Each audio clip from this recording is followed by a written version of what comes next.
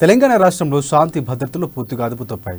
తెలంగాణ రాష్ట్రంలో రౌడీ రాజ్యం కొనసాగుతుందని వైఎస్ షర్మిల ఆరోపించారు. ప్రతిపక్షాలపై బీఆర్ఎస్ నాయకులు ఇష్టం వచ్చినట్లు దాడులు చేయడం దేనికి సంకేతమన్నారు.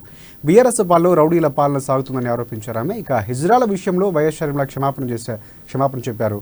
ఇక తాను ఉద్దేశపూర్వకంగా మాట్లాడలేదని ఆమె వివరణ ఇచ్చారు. బీఆర్ఎస్ నేతల దాడిలో గాయపడ్డ కాంగ్రెస్ పార్టీ యువనేత తోట పవన్ కుమార్ను ఆమె పరామర్శించారు.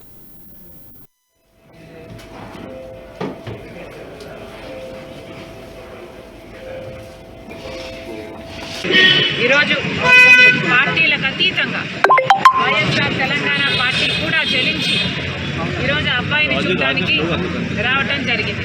ఈ అబ్బాయిని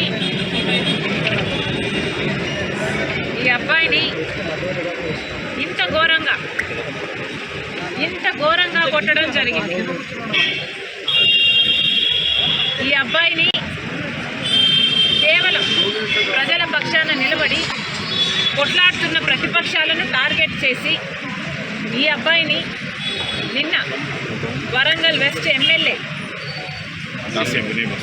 వినయ్ భాస్కర్ అదే పనిగా ఈ అబ్బాయి మీద దాడి చేపించి ఇంత దారుణంగా కొట్టడం జరిగింది. ఈ అబ్బాయి వయసు చాలా చిన్నది.